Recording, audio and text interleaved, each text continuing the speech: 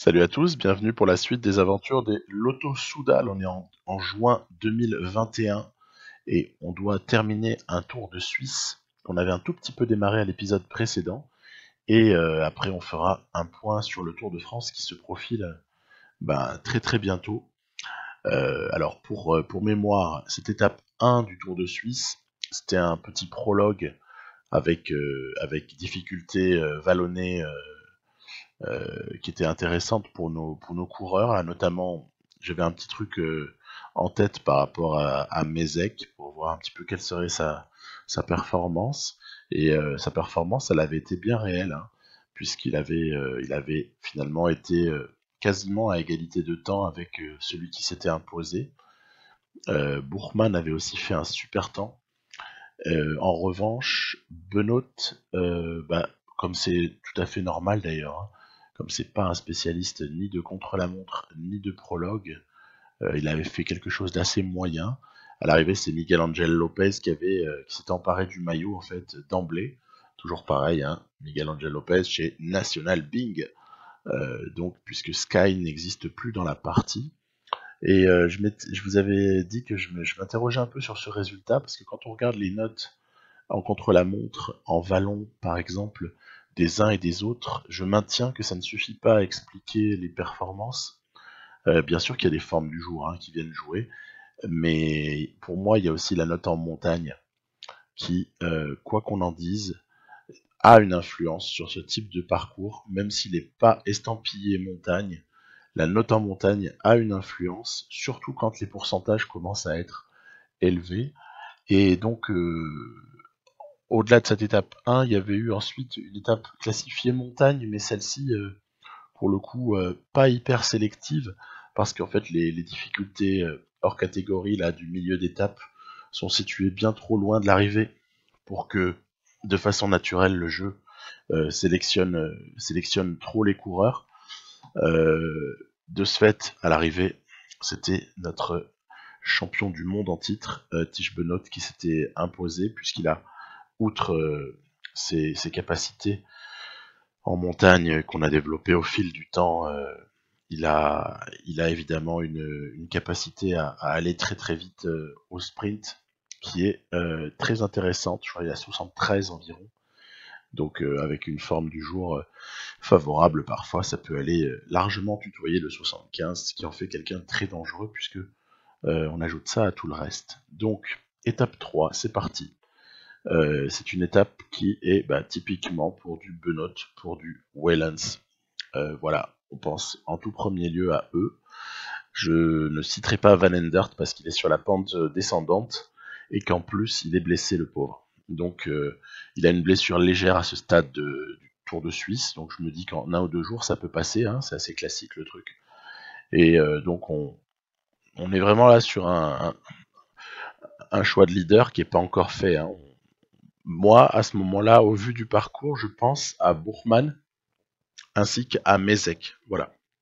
Pour être franc, j'ai emmené Wellens et Benoît sur ce Tour de Suisse parce qu'il me fallait 9 jours de course pour faire monter les process de préparation, hein. C'est un peu ça l'idée. Et puis après, c'est des équipiers bien agréables à avoir également, mais pas au-delà. Et puis là, coup de théâtre. Coup de théâtre assez considérable. Vous allez voir que ça va avoir une influence incroyable sur tout ce qui suivra, notre saison d'ailleurs. C'est que le pauvre Manu Bourgman, que je pressentais pour ce Tour de Suisse, mais bien au-delà pour le Tour de France, juste après, ce pauvre Manu Bourgman va se fracturer la hanche. Ça va donc être pas une fin de saison, mais en tout cas une fin de première partie de saison très très très très claire pour lui. Donc le privant ainsi de pouvoir aller essayer d'aller chercher ce Tour de France, on en parlera tout à l'heure. Donc restructuration totale à suivre chez Lotto Soudal. Maintenant, pour ce qui est de l'étape, attention, on a vu aussi que Mézec avait chuté aussi en même temps que Bourgman, mais Mézec ne s'est pas blessé, n'a pas abandonné, fort heureusement. Pour ce qui est de l'étape, de manière assez classique, j'ai un petit peu appliqué ma stratégie de quand une étape termine avec un mur, même si sur la toute fin, c'est pas du tout un mur. Mais voilà, toujours pareil, être placé, et puis après, quand on a la chance d'avoir Benoît et Wellens, il y en a un qui emmène l'autre, et c'est réglé. En l'occurrence, là, c'est Benoît, puisqu'il était un petit peu mieux placé au général, donc autant essayer d'aller grappiller des bonifs quand c'est possible. Alors, maintenant, au classement général, ça va pas avoir un impact évident, puisque, bon, ok, il est 7 secondes en tête devant Lopez, mais ça veut pas dire grand-chose. Je crois que ce qui est plus important, c'est de voir que dans un, voilà, immédiatement, il faut réagir. Donc il y a abandon naturel de Bourgman. Et puis en fait, comme l'état de santé de Van Endert était en train de décliner, parce que quand il y a virus tenace, ça veut dire que le gars il en a pour 10 jours, 10-15 jours, et il va vraiment pas aller bien. Du coup, qu'est-ce que je dois faire? Malheureusement, je dois donc subir à la fois l'abandon de Bourgman et je vais devoir retirer aussi Van Endert par sécurité. Donc on va terminer ce Tour de Suisse à 5. Donc c'est pas terrible. C'est pas terrible d'être à 5 coureurs, franchement. On a connu un petit peu mieux. Maintenant, voilà, ce qui reste à faire, c'est essayer de, de voir sauver les meubles un peu, comment on peut faire. Alors ça tombe bien parce que les étapes là immédiates qui suivent, là, que ce soit la 4 ou la 5, sont les étapes assez plates dans lesquelles finalement je vais pas tenter grand chose. Alors qu'en temps normal, j'aurais évidemment tenté un petit peu plus, et notamment peut-être d'échapper Wellens, faire des trucs comme ça, machin. Là, je tente juste ma chance à l'arrivée, mais bon, voilà, Benoît, tout naturellement, il a beau avoir 73 en sprint, il est quand même tapé largement par Groenewegen, par toute la ribambelle de sprinters, Christophe, etc., Arnaud Desmar, qui sont présents là sur ce Tour de Suisse, donc parfait, victoire logique d'un sprinter spécialiste. Et le classement, lui, ne change pour ainsi dire pas, puisque de toute façon, les sprinters qui prennent les bonifs n'étaient pas bien placés au général, donc fatalement, ça change que dalle. Étape 5, ça va être parti pour le même type de processus, a priori. Quand je dis qu'on termine à 5, j'espère qu'on va terminer à 5, parce que il s'agirait pas qu'il y ait encore une chute ou encore un abandon, parce que là, bientôt, on n'a plus qu'à rentrer à la maison. Déjà 5, c'est vraiment pas beaucoup, hein. Quand vous voulez protéger 2 coureurs, moi je veux protéger à ce stade-là, du coup, bah forcément, Benoît et Mézec. Parce que Mézec a beau avoir un peu de retard au général, comme il y a encore une étape de contre-la-montre qui s'annonce, ainsi que de la montagne sur les deux dernières, la 8 et la 9, bah, on pense en premier lieu à Mézec, hein, évidemment, avant de penser à Tish Benoît. Donc fatalement, je protège les deux. Je peux pas non plus abandonner Benoît parce qu'il a déjà le maillot, on sait jamais. On a déjà vu que dans d'autres circonstances, il a une capacité à conserver son maillot, et puis Mézec, il a quand même 2,40 dans la musette, donc c'est pas forcément évident. Étape 6, celle-là, elle est c'est a priori un type d'étape qu'on peut cocher pour nous, parce qu'il y a comme ça un terrain vallonné avec une arrivée qui arrive après un replat, mais immédiatement après une descente. Donc on sait qu'on a la capacité de faire des différences dans ces cas-là. Je vais demander à Tim Wellens de s'échapper. Et en fait, très bizarrement, malgré ces plus de 8 minutes de retard au général, Tim Wellens, on le laisse pas partir. On le laisse pas partir du tout. Il est à chaque fois, voilà, il y a l'IA qui réagit comme une damnée sur Tim Wellens. Alors je vais du coup essayer de l'échapper à un autre moment. Et puis là, en fait, vous allez voir, c'est un peu le même scénario, c'est-à-dire que ça va rouler à bloc derrière. C'est marrant que l'IA se méfie à ce point-là de Tim Wellens. En même temps, bon, voilà, quand on connaît le bonhomme, on comprend, mais vu que tout ça c'est géré avec des 1 et des 0, c'est informatique, ben c'est étonnant quand même que laisse pas partir Wellens, quoi. Honnêtement, il y avait tout pour qu'il parte. Petite crevaison de Mézec, mais sans importance, mis à part qu'il va falloir essayer de rentrer sur l'avant du groupe. Donc bon, bah j'ai compris. J'ai compris, on veut pas que j'échappe Wellens, du coup je vais la jouer différemment. Ça va être plus frontal sur le final, ça va être moins calculé, moins stratégique. Donc on y va, on va se déplacer vers la fin de cette étape, donc avant-dernière difficulté. Je retente quand même la chance, on sait jamais, mais bon, sans avoir des masses d'illusions, hein, évidemment. Donc voilà, évidemment, ça roule derrière, voilà. On a encore un FDJ là qui s'excite, on sait pas vraiment pourquoi, parce que, ouais, s'il roule pour démarre, puis derrière, il y a Van Avermaet aussi qui roule comme un malade, mais là aussi, bon, là je peux comprendre, ça roule pour BMC. BMC, il y a du coureur bien placé, il y a Juan Dennis, il y a des gens pour le général, donc à la limite, mais général quoi, hein. C'est-à-dire que Wellen c'est pas concerné par le général, encore une chute. Chaque fois qu'il y a une chute, là, je prends peur et je retiens ma respiration parce que le pauvre Mézec, il aura eu vraiment son lot de malchance, hein. Parce que je rappelle que quand même ces 2 minutes 40 qu'il a dans la musette, elles sont quand même essentiellement dues à cette malheureuse chute de l'étape 3, hein. Donc étape 3 qui aura vraiment conditionné ce Tour de Suisse. Mais c'est bien aussi, hein, c'est les aléas de la course. Pour le coup, ce serait presque dommage si on ne tombait jamais. Petite précision au passage, j'en ai jamais réellement parlé, mais j'ai jamais touché le slider de chute en fait, le réglage. Je l'ai jamais modifié. J'ai toujours laissé le réglage d'origine du jeu parce que finalement, ouais, il y a un peu beaucoup de chutes, mais en même temps, moi ça me choque pas trop parce qu'on sait qu'en fait à vélo, enfin c'est très dangereux, hein. Il y a souvent des chutes, les mecs prennent des risques et tout. Je trouve pas ça aberrant en fait la récurrence des chutes à ce point-là. On voit que là sur ce toute fin d'étape, on a fait ce que je voulais, c'est-à-dire muscler les choses pour terminer en trombe avec du Mézec et du Wellens qui bossent comme des tarés parce qu'on ambitionne peut-être d'aller chercher l'étape avec Tish Benoît, hein, on va pas se gêner. Groupe d'une vingtaine de coureurs dans un premier temps qui ensuite vont être repris par d'autres, mais à la limite les 30 ou 40 qui rentrent sur la toute fin, je me méfie pas trop parce que s'ils se sont fait lâcher avant, c'est qu'ils avaient dû avoir vraiment une faible barre et donc le temps de récupération là sur une dizaine de kilomètres il est assez faible. Du coup je vais y aller aussi là encore assez frontalement. On a emmené Tish Benoît. Il y a quelqu'un qui revient là-bas. C'est un Mickelton Scott. Est-ce qu'il va nous venir nous voler cette victoire? Et non, et non. Caleb Ewan, trop tard mon petit. Tu n'auras pas réussi à nous piquer celle-là. Voilà. Donc, victoire de Tish Benoît, c'est la 3e sur ce Tour de Suisse. On peut dire qu'il assume son maillot de leader, plus que largement. Voilà.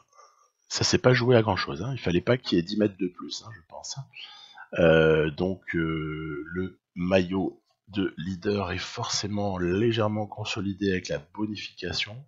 On est à 17 secondes sur Miguel Angel Lopez. Il y a Mollema, Chavez, Denis.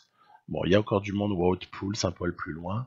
Avant justement un moment de vérité, c'est l'étape 7. L'étape 7, c'est contre la montre de 25 km sur terrain vallonné. Faut s'accrocher, hein. S'accrocher parce que Benoît là il est en péril total, hein. Donc comme d'habitude, je fais mes petits tests sur les équipiers, j'ai moins de tests à faire parce qu'on n'est pas nombreux.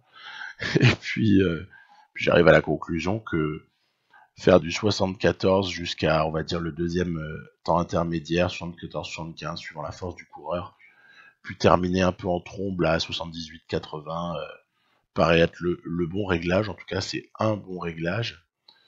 Euh, mais pour autant, Mézec ne performe pas réellement comme je le souhaiterais. C'est assez étonnant. Il faudra que je développe un peu cette idée à un de ces jours-là. Parce que il a beau avoir 77 en contre-la-montre, 78 en montagne, 75 en vallon, il a des bonnes notes physiques.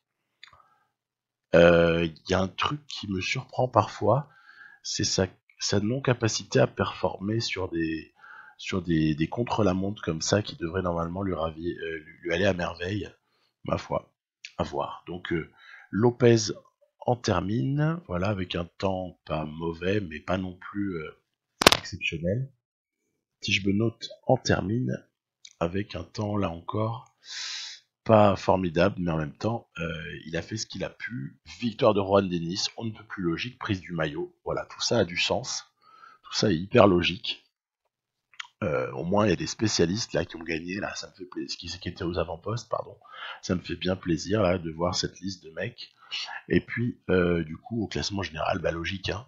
Benoît se retrouve relégué, et puis devant lui, il y a des gens qui sont des polyvalents habituels, mais forts en contre-la-montre. Ok, tout va bien, on est dans la logique des choses.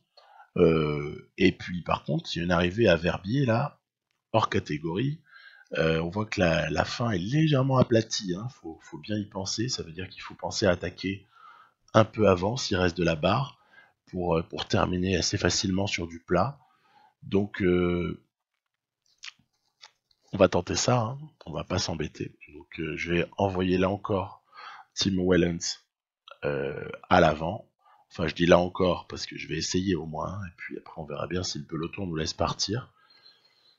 Voilà, le peloton va laisser partir. Donc je suis assez content parce que en envoyant Wellens à l'avant, j'ai évidemment le relais que je peux vouloir dans la montée vers Verbier, c'est-à-dire une fois que les autres auront fait le boulot. Donc les autres, c'est évidemment les deux grimpeurs que j'avais recrutés, Kras et Storer. Je sais plus si je les avais recrutés à l'été 2019 ou à l'été 2020, mais en tout cas, ils apportent toute satisfaction, ces deux-là, un Australien, un Belge. C'est juste parfait, le casting, par rapport à nos contraintes de nationalité. Et puis évidemment, Mézec aussi a un gros taf à accomplir. C'est parti. Donc dans la montée vers Verbier, c'est Mézec qui va prendre les choses en main avec un gros effort curseur. Voilà, j'ai fait en sorte que Wellens ne se fasse pas reprendre trop tôt, mais se fasse reprendre quand Mézec n'en pourrait quasiment plus. Voilà, en fait. Ça a relativement bien joué, puisque ça y est, il va y avoir prise de roue de Mézec. Donc Mézec prend la roue de Wellens, et derrière, par contre, on va demander un petit effort à Tichebenot qui s'était laissé un tout petit peu trop descendre dans ce groupe pour revenir. Voilà, l'effort est fait. C'est-à-dire qu'avec le fait de lui avoir demandé de prendre la roue, il produit un effort qui est une forme d'attaque ou de contre-attaque, mais qui finalement ne lui coûte pas trop. Donc il va être bien calé dans la roue de Wellens, et là maintenant il va falloir gérer l'effort. Il y a une différence qui a été faite, là on voit que derrière il y a des marquis qui essayaient de bosser pour Juan Denis, mais Juan Denis il a fait bye bye. Et puis les Mollema, Pouls, on les voit pas on les voit pas immédiatement avec nous, donc on va pas se gêner, on va appuyer tout ce qu'il faut et on va essayer de voir faire les comptes à l'arrivée. Donc victoire de Wellens, celle-là j'ai fait exprès de la lui donner, hein. De toute façon Benoît n'avait plus de barre, donc je me suis dit que la meilleure manière de gagner un max de temps, tant pis pour la bonification, la différence n'est pas énorme, je crois qu'il y a 4 secondes d'écart entre le premier et le deuxième. Puis voilà, on a mis un écart assez considérable aux autres bien placés du classement général, donc l'opération elle est nécessairement juteuse. Même si on prend pas le maillot, il y a une opération très juteuse sur ce coup-là. Content aussi pour Tim Wellens qui aille en choper une, parce que sinon ce Tour de Suisse, jusque-là, c'était pas très sympa pour lui. Donc allez, 23 secondes de retard au général, ça peut encore le faire, tout va se jouer. Sur l'étape 9, il va falloir prendre à quelqu'un qui a 75 en montagne, il va falloir reprendre 23 secondes. Bon, j'ai envie de dire, on a déjà fait des trucs vachement plus difficiles, hein. Donc voilà, on va essayer de voir un peu dans quelle mesure est-ce que c'est faisable. Et stratégie, j'ai envie de dire habituelle, on va essayer d'envoyer l'ami Wellens à l'avant. Voilà, pour que, une nouvelle fois, il puisse servir de relais à son compatriote lorsque Mézec aura fait le boulot, hein, j'annonce, hein. Stratégie identique à l'étape 8, ça a l'air de fonctionner, donc on va pas essayer d'inventer un truc différent, puisque ça se passe pas trop mal comme ça. Ça y est, on est dans la montée finale Donc j'ai bien veillé à ce que Wellens ne se fatigue pas trop, tout en restant tout de même avec les hommes de tête le plus longtemps possible. Après, s'il faut décrocher, on lui demandera de décrocher, mais travail de Mézec, voilà, c'est l'étape un petit peu importante.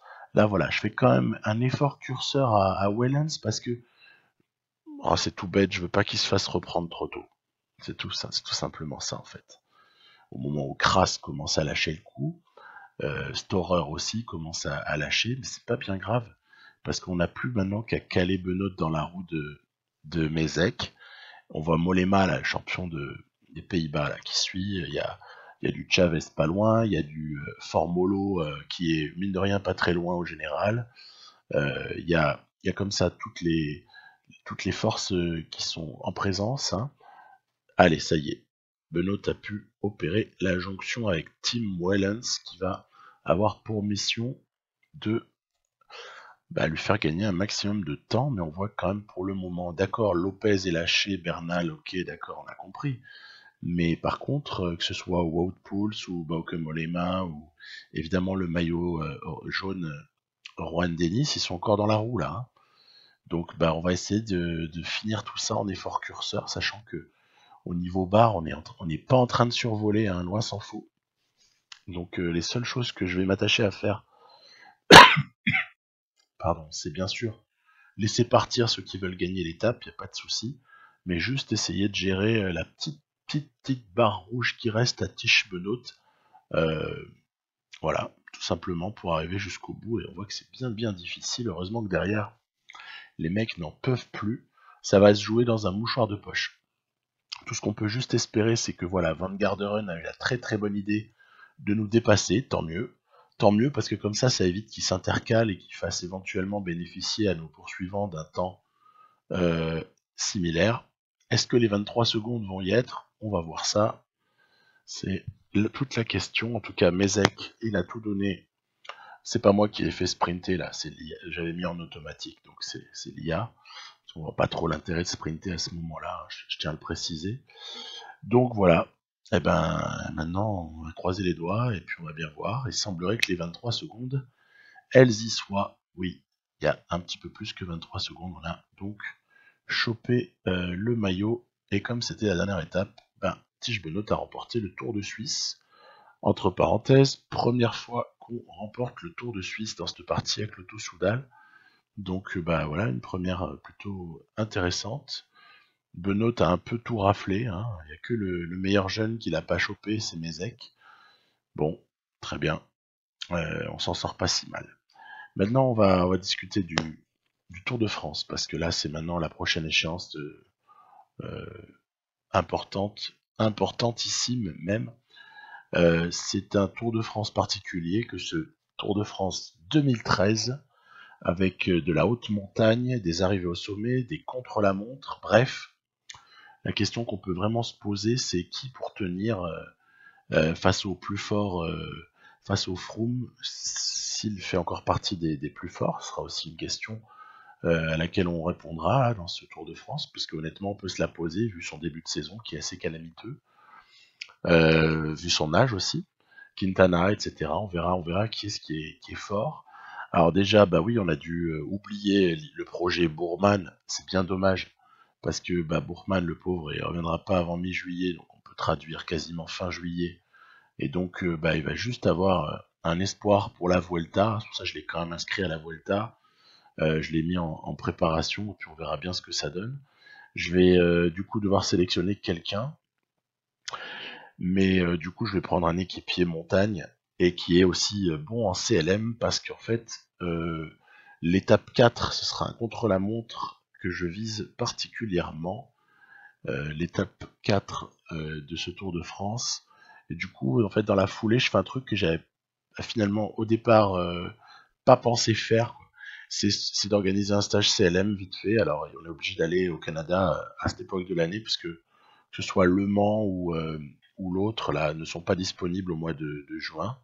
Donc, on va aller faire ça à Montréal, un petit stage, puis on va sélectionner, de toute façon, pour les stages par équipe, on est obligé de sélectionner les 8 coureurs, ça se fait pour 8 coureurs, ça se fait pas pour moins.